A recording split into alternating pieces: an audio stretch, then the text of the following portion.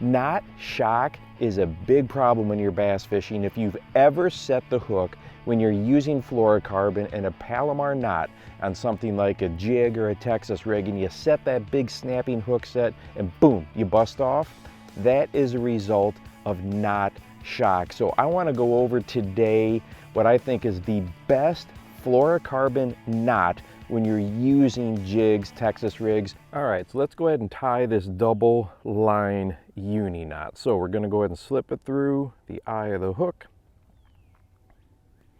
All right, pull it on through and then go back just like you would with a Palomar.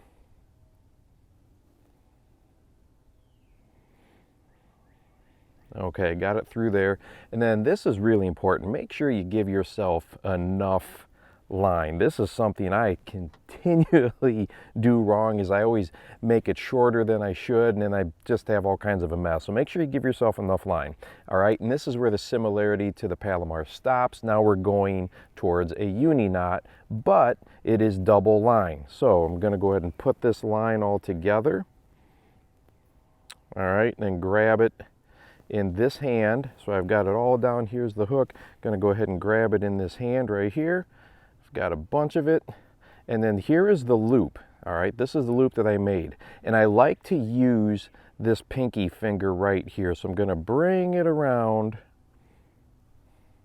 and then hook it on that pinky, just like that. And now I have got my loop that I'm going to go ahead and put this tag end through. All right, so 1, 2, 3. All right, there I've got it. I'm going to go ahead and start to pull it down. And if you see, it's quite a ways up from the hook, right? Now I'll wet it and then use the main line to pull it down. And then I'm going to go ahead and grab the tag end and pull it down as well. And you can see here that now I've got this great big loop here. Okay, I've got that loop. That's fine. I'm going to go ahead and make sure that's cinched, and then take the tag end, get my main line out of the way.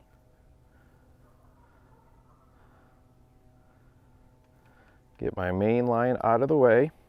And now I've got my loop and then my tag end. So I got 3 pieces of line right here, and I'm going to go ahead and take my scissors and cut those.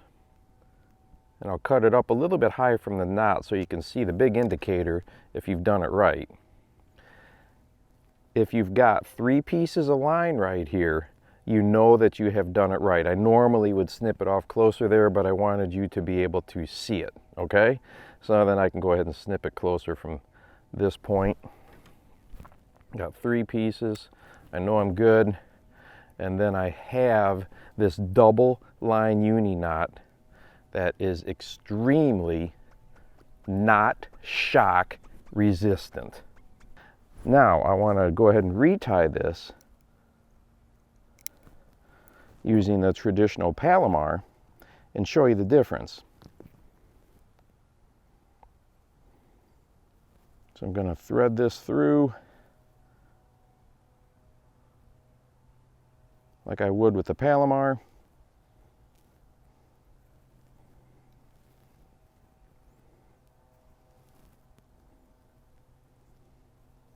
Wet it,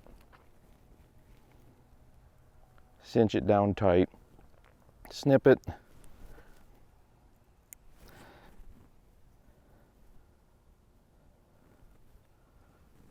and now watch what happens. Okay, so this is the Palomar, all right, which is still a double line coming through there. Snaps. All right, and I wasn't putting any more tension on it than I was when I was doing that same test with the double line uni. This is what you want to try to avoid. It is a huge issue for sure. And hey, if you would like to watch a video about cold front bass and what a year's worth of research has shown me where they go by filming underwater, go ahead and check this one out right here. And make sure that you go out and encourage someone today. You never know how you might just change their life. For the Bass Fishing Life, I'm your host, Steve Rogers.